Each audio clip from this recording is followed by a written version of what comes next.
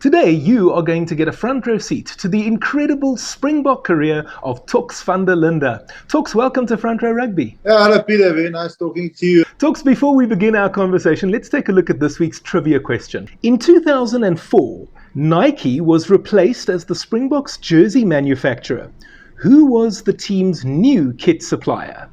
Now, if you know the answer to the question, you can put it in the comment section down below. But we'll also find out if Toks knows the answer, but we'll do that at the end of the conversation. Toks, the very first question I have for you. How did Albert become Toks? My brother gave me a name called Albert Toksi. And I was so small, and he used to go out with a girl who I said to him, yes, this girl is not the most prettiest girl. And obviously that is not the right thing to say. And then he started with me and my lovely brother. He started teasing me and he started calling me. And I must understand, and I hope there's people in English and Afrikaans will understand it. He called me Albert Toksi Dingetjie Skat. Yeah, and that's how it sticks. So it was Albert Toksi. So it's primary school, and then before primary school, it called me Toksi, and then they felt Toksi is a bit too small, and they started calling me Toks, and that's precisely how it happened. So it's nothing to do with boots or whatever with Toks, what the guys are playing with, and that's precisely how it started and how he called it. Sounds very good to me. So, Toks, you made your Springbok debut in 1995, but just before that, approximately 6 months, it was the Rugby World Cup in South Africa. How disappointed were you to miss out on selection for that? Yeah, I had a serious neck injury actually in 94, so I was operated in April, and then I said, give me at 23 years of age, you won't be able to play again. And that was quite disappointment for me. It was never setback to get back at. And then obviously, in February, I spoke to Kitch, and Kitch said to me, I started playing, but I wasn't 100%, And then obviously it was 3 months down the line, they picked the Bok World Cup, and I was lucky. I made that side after the World Cup, so I played in that World Cup side against Italy and England at the end of the year tour, and it was phenomenal to play in that side, and just to play in a side they just can't lose. They couldn't lose. They were just unbelievable. The captain was brilliant. The coach was outstanding. Kitch was probably the best coach I've ever played under. I mean, he's the only coach with that 100% success ratio against every single nation in the world, and 14 wins in a row, So he was a phenomenal coach. It was a phenomenal team, and yeah, at least at the end I got to play in that wonderful side, and the best was to beat England at the opening of Twickenham Stadium in 1995 with 80,000 people at the stadium. It was something special. Actually, getting goose flesh as I'm sitting here with you now. We're going to talk about that England match in a moment, but the week before that, we were in Italy to play the Italians in Rome. That was your Test debut. Talk to me about how special that occasion was. Massive. People still laughing about me. I don't think much people know this.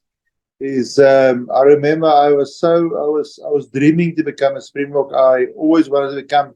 I come from a small town in Senegal. It's a small town, 250 people in the school. I don't think a lot of people know about Senegal, but I mean it's close to Bloemfontein.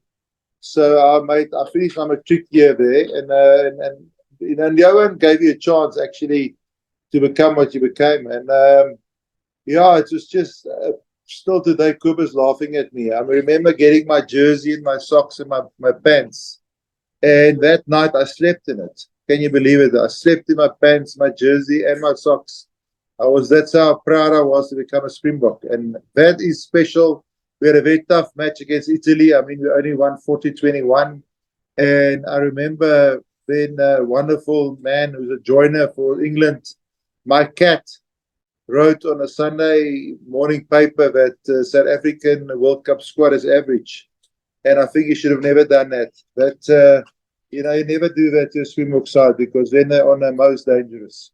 And as you mentioned, it was a memorable win over the English at Twickenham. Perhaps it might have been the best performance that we actually saw from the Springboks under Kitch Christie. How do you remember that fixture? It was unbelievable, Peter. It was unreal. Kobus still got me and Tommy, getting, was telling us that the English were putting our parents in the concentration camps. People were, these guys were rude to us. So they got us really going. They were really. I remember running out of Twickenham. It was actually special. Running out of Twickenham was one of those things that you see with a lot of people. I just say, let's kill them, and I just ran past Front Row and ran about to the end of the other side and ran back to get to my position. I remember those days you could still ruck. And I remember my cat first kick to him. He made a bundle of a kick, and I said to Kobus, look who's on the ground. And we went just full blow onto him, and he just said, can you guys stop? I said, well, tell us now who's average. Are you average or are we average? And that was phenomenal. So you agree with you. What was one of the best test matches we ever played? I mean, Jim Fleming was the ref. He denied 2 tries. I was probably been the biggest score we've ever beat England in. But that was a great side to play in.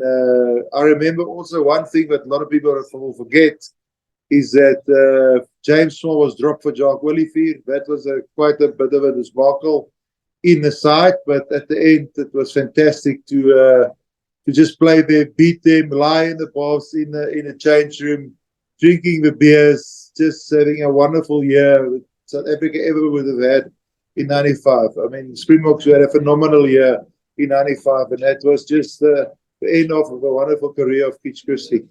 It was a wonderful year indeed, and a very special time for South Africa and South African rugby. Toks, you were mentioning Kitch Christie there, and you touched on having a couple of conversations with him before that World Cup in 95. You only got to play the 2 test matches under him, but tell us, what was it about him that was so special? You're going to laugh now, and I think the people's going to laugh. If you see Coach Christie, you say, good morning, coach, and you start running. You haven't got to chit-chat to him. You don't chit-chat to Kitch. You'll chit-chat afterwards. But he had so much respect for him that you never go and then like stuff around. He's like the funniest story was Tommy Loubser. Still laugh our ass off now, is that we were training at Wanderers before that tour, and Tommy was struggling, and I said to Tom, I'll come jog with him, and he says, okay, you 2 guys come here. And he said, Tommy Loubser, if he doesn't want to train, he can go home. And coach, he looked at the coach, he says, coach, you never over ref a diesel engine. And that broke my ice completely. One thing people also doesn't know, we broke Kitch's 2 ribs when we did the huggle before the game.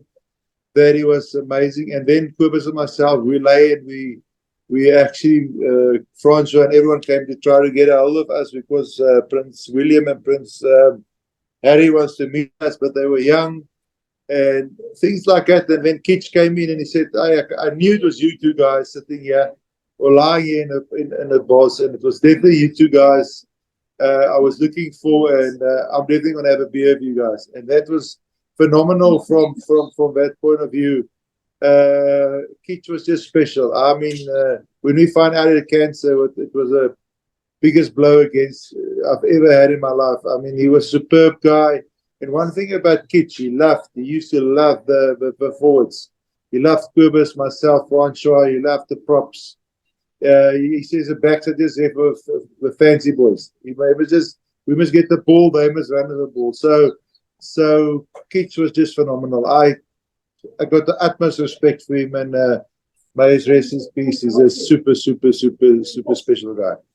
Indeed, a man who has a very special place in all our hearts. Toks, the game had just turned professional after that 1995 Rugby World Cup. And I know that we've heard stories about there being tension in the camp between the guys that were in the World Cup squad and then the new guys that came in. Obviously, discrepancies between salaries and money and bonuses and all that kind of stuff. My understanding is that the tension was more there in 1996 rather than 1995. What can you tell us about that? Yeah, you must remember 1996, the Kerry Packer story. As he came in on board, and here François and them obviously signed a deal after the World Cup. I actually phoned my bank manager and said, "Are you sure there's not, is there enough notes behind my salary because it looks quite different for 1995. But then at Kerry Packer's story started. They and Kerry wanted to get involved and made the whole thing again like the cricket. And then unfortunately, or fortunately, I think, that Dr. Late stepped in and said, listen, there's no ways you're getting in because you're going to stuff our rugby. And I had unbelievable respect for Dr. Late. And I think Dr. Late sorted it out very well. I mean, even Francois did a debacle. They spoke about it. And at the end, it was sorted out. And then professional sports started. Unfortunately, at those stages, the administrations guys didn't get professional. The players got professional. As you remember, we started the Super, I think we started the Super 10 already in 93, but we started Super 12 in 96. And then it was still the old teams, and it wasn't the Stormers or the Bulls, or it was still the Blaubulle, Transvaal, VP, Sharks, or the Higher, or whatever you call it.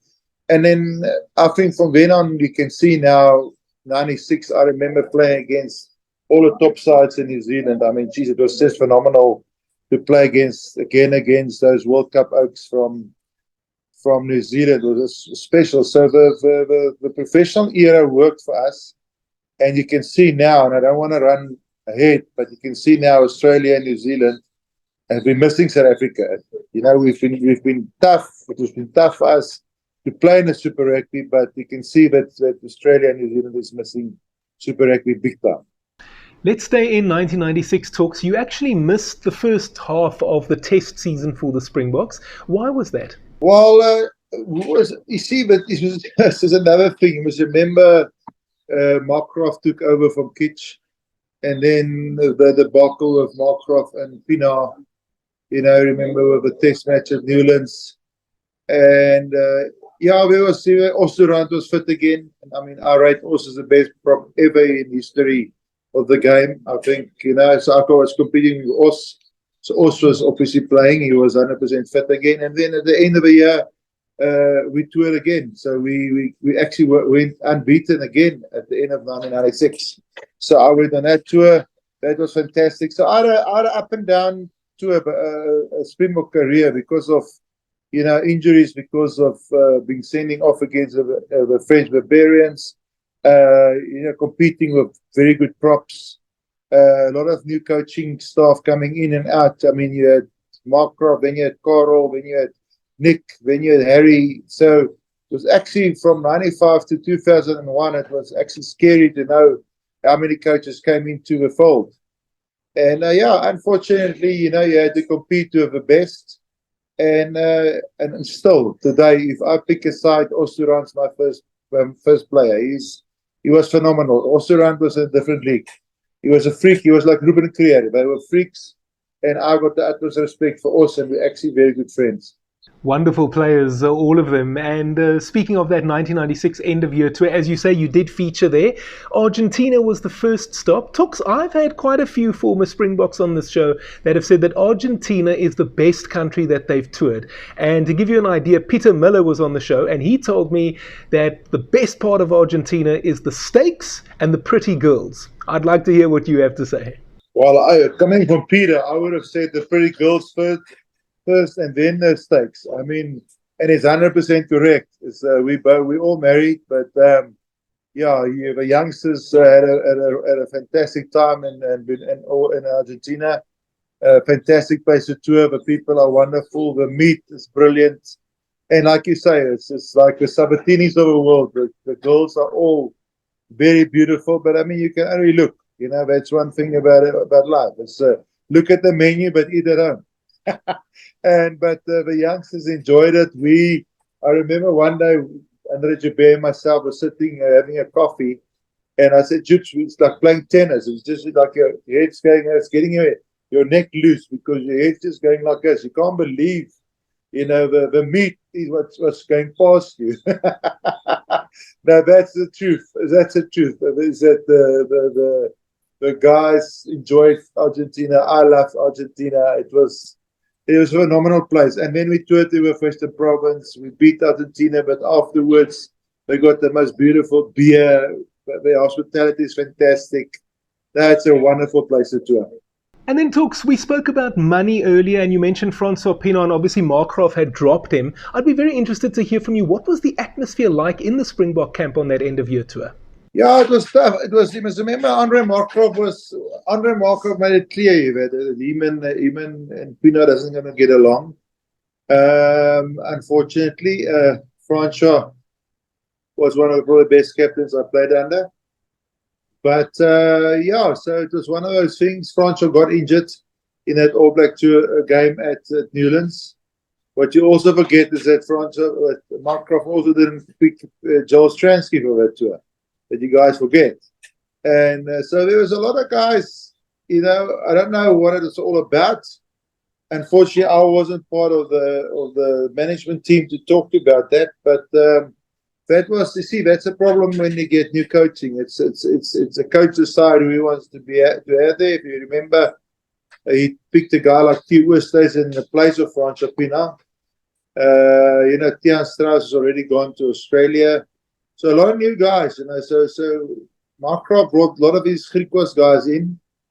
And that's precisely what coaches are doing. They believe in players, and then they don't believe in players. And that's unfortunately what happened. You can't lie about it. You can't get around it. I don't know what happened between Francois and Markgraaff. I'd love to know, but it's got actually nothing to do with me. It's like precisely what Nick did with Gary Teichmann, dropping him from a 99 World Cup. Who will ever know what happened there? And then I think that is the biggest problem we have, is that as soon as a new coach take over, things happen. Same with Jake White, what he did with John Smith.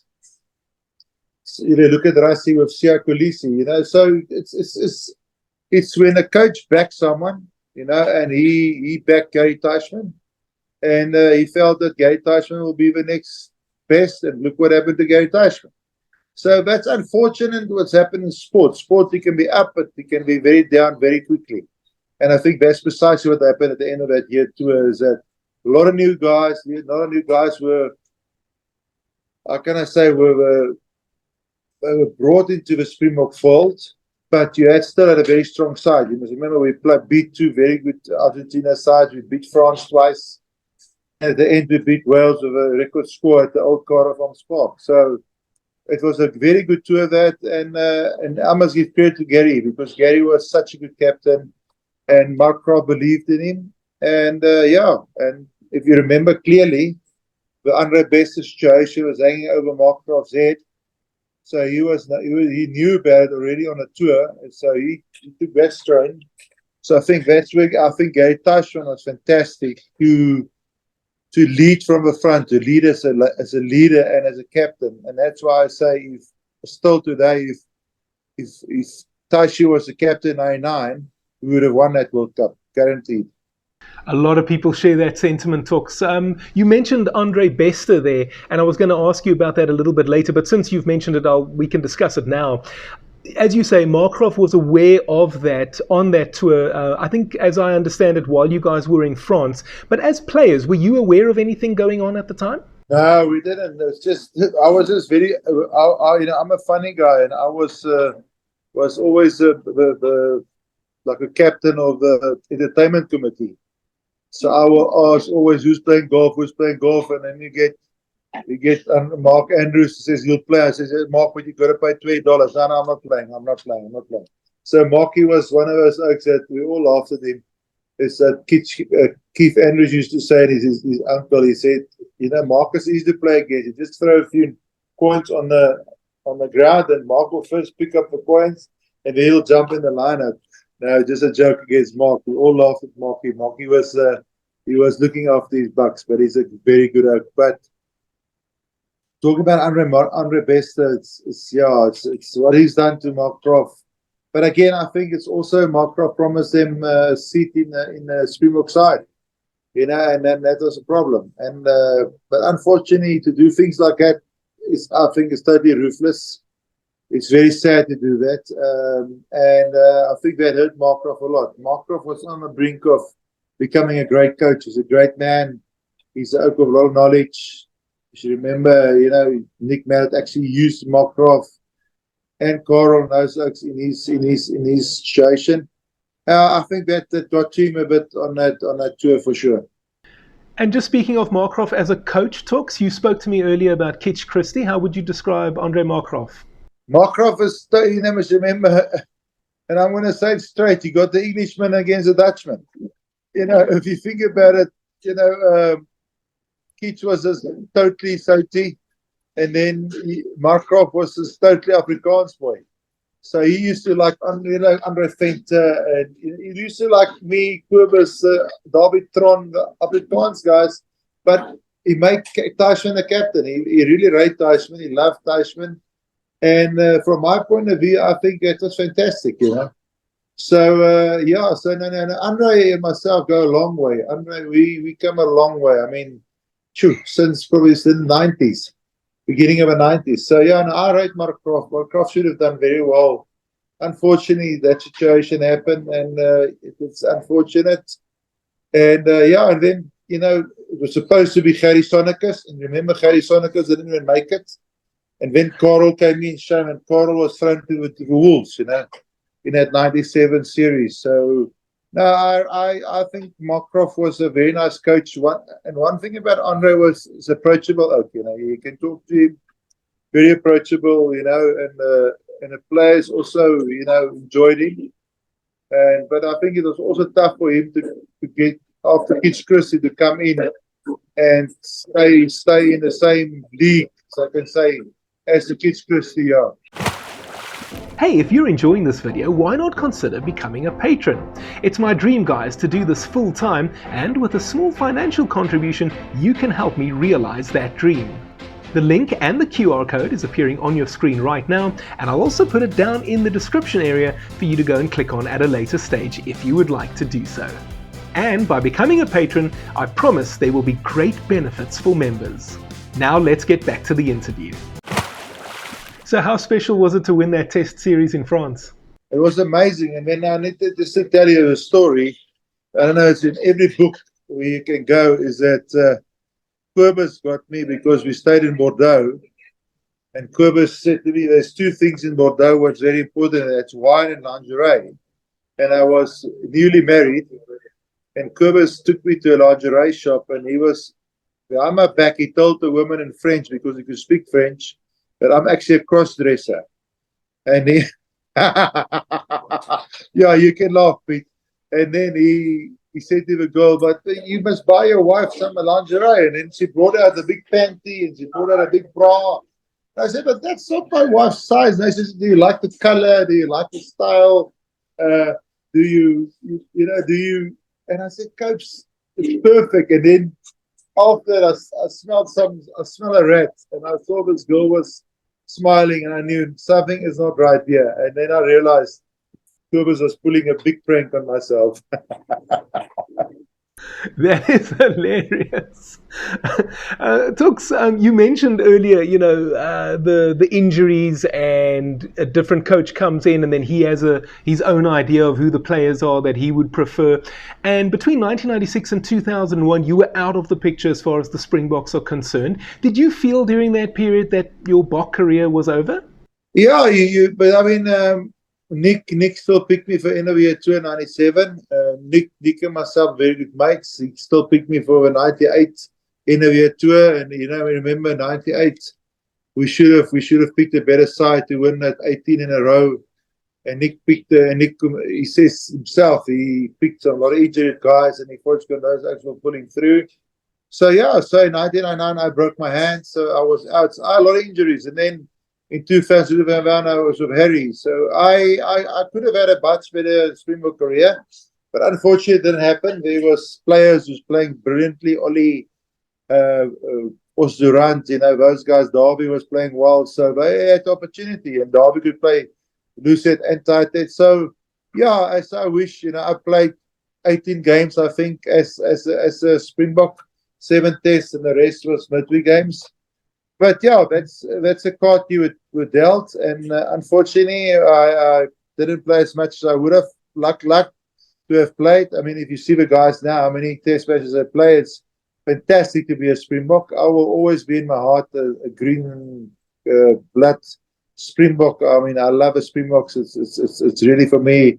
I get so upset when people, start talking so negative about our side. And so, yeah, I'm unfortunately, I didn't play as much as I wanted to. Yeah, I still play a lot of games with Stormers and Western Province. And, my rugby career has been good to me. It opened a lot of doors. I think now people recognize me more from television than as a rugby player, but that's also fine. I mean, but rugby, you've made so many friends. I mean, it's unbelievable how many out overseas, locally. And as soon as you see a rugby player, you connect like that. Now that's wonderful. Toks, I have to ask you, because obviously the game had turned professional, and we did touch on that a little bit earlier, but between 1996 when you were in the Springbok team, and as you said, you were on that 1997 end-of-year tour, and then back in the test side in 2001, how much different were things when you compare it to sort of 4 years earlier? Pete, you're going to laugh with Harry, because Harry is such a complete dresser. When we got rock ports, and we got the right shirts, and we got Dreiserband jackets, and we got. So if you want to talk about amateur against professional, that's the answer. Is that the dress code complete change? You had this unbelievable step outs, your shoes and everything was how can I say, was fashion. So half of the oaks don't even know what a rockport shoe is. Some oaks don't even know what Dreiserband jackets is. Half of oaks don't even know what Cartier is, or what I'm making just a few brands, but that's one thing Harry brought in. Harry was miles ahead of himself. Harry was amazing. In '97, when we won the Currie Cup against Free State, Harry Viljoen coached us. He was miles ahead of any other coach. Unfortunately, when he got into 2001, he thought he could control. Unfortunately, you can't control us from a coach. It's people interfering. Harry, I still say today, was probably one of the coaches who, we were playing, and I'm going to give you the stat precisely. We were playing North Transvaal 97 as a province side, and we passed the ball in the whole game 1,845 times. And that's who Harry was. He believed, and you can also recall, Peter, your stuff, while he was first out to say in Buenos Aires, we're not allowed to kick. And I remember Bram was Straten kicked at the last minute. He won a test match 37-34. So that was Harry. So Harry was just one of those oaks who he wanted to make the box look neat. He was ahead of a game. He loved absolutely guys to be super fit, and skill level was everything to him. He liked to score tries from anywhere, and make the ends meet of a game, and that was Harry. And unfortunately, it was tough at that stage, but Harry will go down also as a very good coach. I rate him highly. He coached me everywhere, but unfortunately, the things didn't work out for him, and that's a scenario. It's actually very sad that we had to use so many coaches in such a little. 7 years. We couldn't get consistency, and I think after that with Jake and Peter Villiers, we got consistency. Now Rassie and Jock. Wow, what an unbelievable combination they've been. Toks, I think it's fair to say many kids in South Africa grow up dreaming of becoming a Springbok. But many of those kids also think that if they do become a Springbok, they're going to play 50 tests or 100 test matches. You only played 7 test matches. What would your advice be to those kids? They must keep on dreaming. They must never stop believing in themselves. You must remember, unfortunately, and I always say that to my wife and other people, if I ask you now, who came second in the 100-meter sprint in the Olympics in 2004, no one can tell you, but you can know who was a winner. So it's always, everyone can't be a winner, but everyone is a winner. And I hope you understand what I'm saying, is that very important for guys to never stop dreaming, never stop believing in themselves. And that's one thing about me. I knew, and it's going to be tough to play 50 test matches behind a guy like Ollie, Os, those type of guys. They were brilliant players. 7 is great. If you play one test match, you are great. Everyone is winners. I mean, if you play 100 test matches, or you play 1 or 5 test matches, you are a Springbok. And you wear your Springbok blazer and your number ones with pride. And I think that's what the youngsters must understand. Everyone can't play 100 test matches. Look at Viljoen. He's now only the 3rd highest backline player after Abana and John de Villiers, 90 test matches. The great Toks Van Der Linde played 89 test matches. The great Osdoran played 80 test matches. The great Frick de Pre played 24 test matches. The great Dani Gerber played 24 test matches. So if you go and look back at the history of Springbok rugby, people will say, yeah, shucks. We got Beast, we got Abana, we got de Villiers, we got Percy Montgomery and de Villiers and Victor Matfield as Oakview Centurion and John Smith.